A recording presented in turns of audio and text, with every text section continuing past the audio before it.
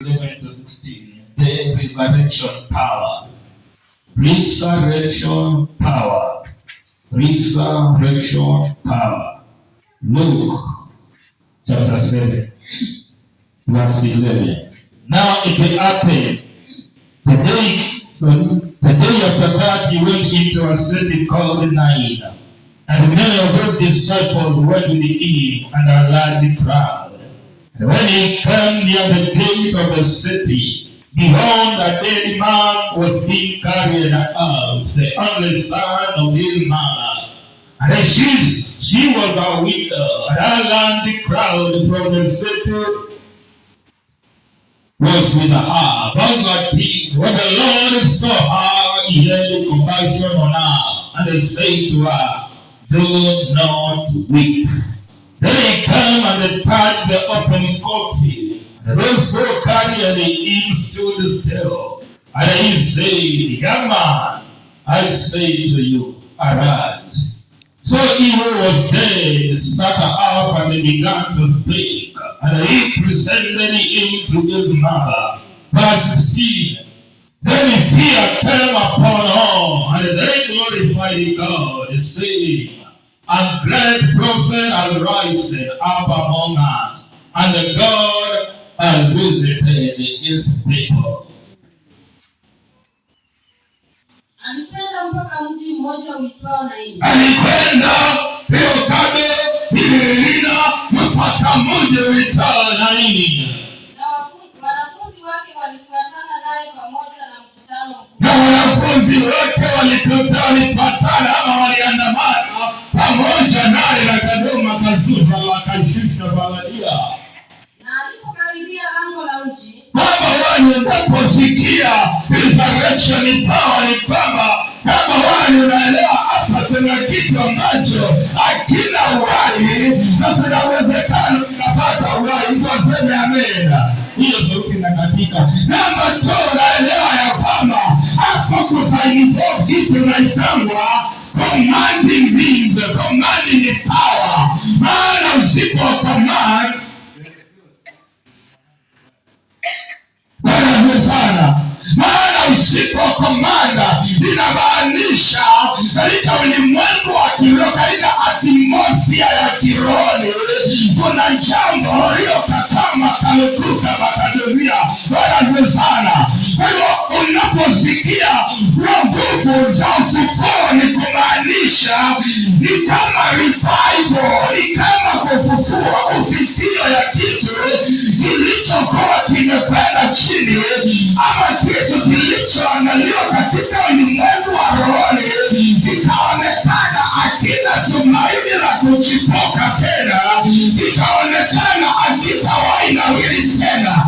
Lakini unapoconnect hayo maandiko na vile Ayubu anasema 7:14 ni kwamba baada ya mtu unapokatwa kuna tumaini ya kuchipuka tena. Inasema namna gani watoto wangu? Inaongelea nguvu za ufufuo. Ninaona mtu alionekana kama amekatwa, ilionekana ya kwamba nimeshakwisha, nikatumwa na Jehova Rema akaniambia, God tell my people prepare. Kuna kufufuo tena baada ya kukatwa, baada ya kuonekana hautawahi nawili, baada ya kuonekana hautainuka tena. Kuna uwezekano masaa kama haya na tarehe kama hizi 22 tutatumwa nabii kwa maisha yako, akakunja na kushika mkono, na maisha yako liyokuwa unaona haitawahi simama itasimama tena. Ndipo andiko inasema in the book of 2 Chronicles, believe in thy God you alone and you shall be established. Believe also in my prophets and you shall prosper. Ninaachilia roho ya kusonga mbele na hakuna kuzuiliwa tena. Ninaachilia roho ya kupenya kwa maisha na hakuna kuzuiliwa tena. Eti anasema ya kwamba Nyakati wa pili 20:20 inahitaji uamini Mungu wako naye atakuthibitisha.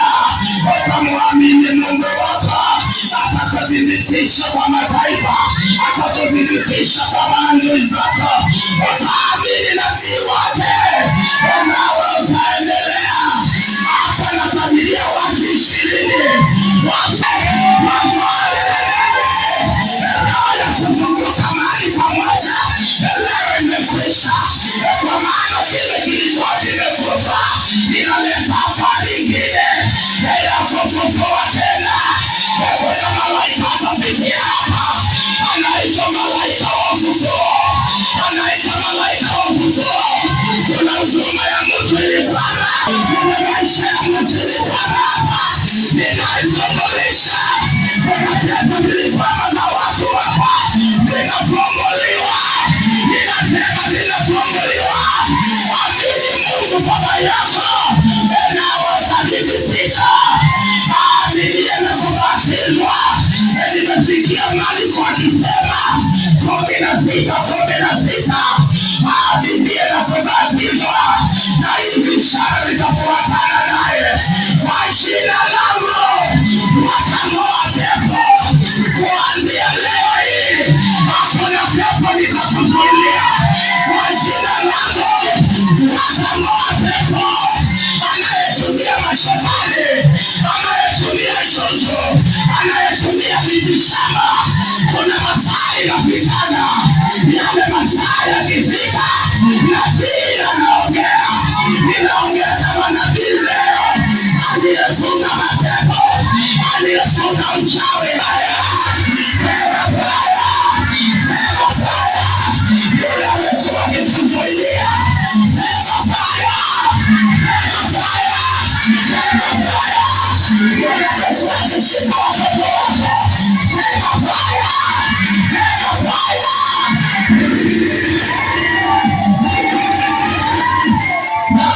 Anasema atakayebatizwa na kuamini ishara zitafuatana naye, atawekelea mikono yake wagonjwa. Mlango wa 5:14 akiuliza kunaye mtu mgonjwa katikati yetu, naye ataita wazee wa kanisa, nao watamtilia mafuta na kumwombea, na yale maombi yao itafanya wale watu kupona.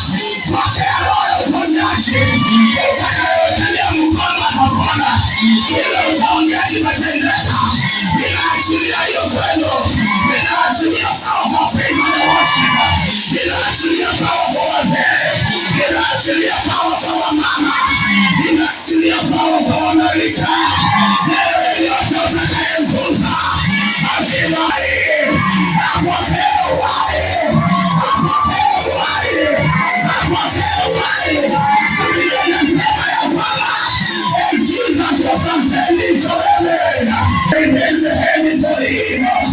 Alipokuwa pale juu akipaa, Biblia inasema akawaambia, receive power, receive power, receive power, receive power.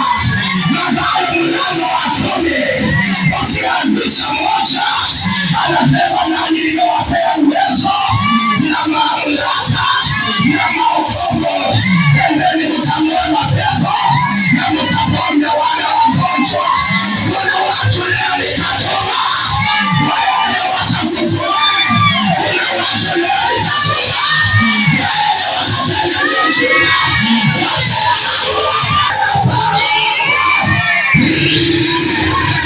Wachungaji, pokeeni mamlaka. Wale mtakuwa manabii, pokeeni mamlaka. Wale mtakuwa mitume, pokeeni mamlaka. In the name of Jesus. Pigia Yesu makofi. Hapo ni kwa Ezekieli 37 na mlango wa 13. Biblia inaniambia ya kwamba nao utapiga makaburi na makaburi vitapasuka. Ni kumaanisha walizika vitu zenu kwa makaburi. Leo roho ya kifo inaitanya kwako, roho ya kula vitu inakuondokea. Simu zile zikoa msi wako, zikoa mali yako, zikoa mazi wa moto wako. Kila wamanza kikuwa mebani, hakuna kitu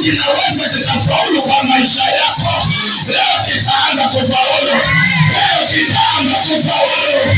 Leo nitaanza kufaulu. Ninaachilia nguvu na uwezo. Yeyote aliyekuzika shauri yake, wakati nguvu zinatembeanga, haijalishi wewe ni fufu ama ni Amora, wewe ni classmate ama ni Amir, ikianga kufyeka inafyekana. Yeyote aliye kinyume chako, leo naachilia mamlaka, naachilia nguvu, naachilia uwezo. Umedharauliwa sana kwa kijiji, inahitaji utumie dawa. Dawa ni kama kuna kemiko ya roho unachanganya, yaani unafanya vitu havifanywapo na wanadamu, unafanyana vitu viko beyond human understanding. Sijui kama ninaeleweka.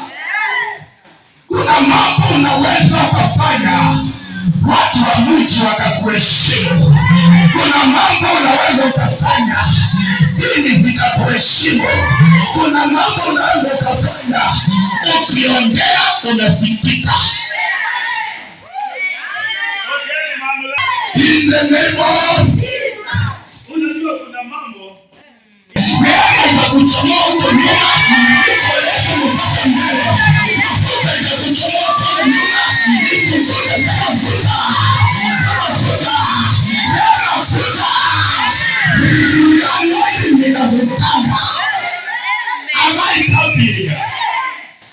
Akaniambia sasa chukua Biblia na uniandike wapi ulisomee. Kuna neema inashukanga, dini zinakusikizanga. Wazee wa dini wanakusikiza, wazee wa masinagogi wanakusikiza. Riaka kama kado nguvu za ufufuo. Anasema Revelation 1:18, nimewapa funguo uchague za mauti na kuishi. Kama hamjui kuchagua na wachagulia kuishi, hakuna mshiriki ataikufa, hakuna vitu zako vitakufa, nyote mtaishi kwa jina la Yesu. Maana tumepewa funguo, tuchague tunataka za mauti ama tunataka za kuishi. 1:18 of Revelation. Mimi nawachangulia kuishi watoto wako, ili nikiinuliwa tuinuliwe pamoja. Mkibarikiwa na mimi nibarikiwe, mkienda na ndege na mimi niende na ndege, mkikaa maisha mazuri na mimi nikae maisha mazuri. Shida ya dunia hii ni uchochole, umasikini na shetani. Twati masatani na uoi na nzaa kidembeoni kana kenyero yituona mambo maila. Nzaa ni yetu mazo mundu ya kikuoa mwenyata we. Leo tunawasaidia. Tumepewa uwezo na mamlaka ya kuongea kwa anga na vitu vinatendeka. Ni wale waaminio atapiga makaburi na makaburi itakasuka. Tuambeke waki asandi kunisuo nitumale kumati mate na wale watu kuanika kuanzia tarehe 22 ninakotabiria kwa maisha itabadilika. Kama tunapata revelation za miliki kwa kiwango cha 1000 pasa ya kuona hapa ingili 5, anza kuona anga ya juu, anza kutembea anga ya laki na milioni. Kama ni laki mimi hakuna laki sijapata, ndio maana Mungu ameanza kunipea anga ya milioni. Na hizo laki nikipata na tumianga vizuri. Nikiweka mkono kota kwa nyumba yangu ninawekanga 3/4 kwa madhabahu ya Mungu. Nikumaanisha hiyo roho nimeiaccessa. Hata wewe toka roho ya kupata uwezo. Hayo mialaka ni mkizo tena mimi kwa eta wenete. Pokea roho ya laki. Pokeeni roho ya pesa. Mkipokea pesa mambo itabadilika. Mkipokea pesa utaona mtembea ukaduka. Tembea Mungu atakuona.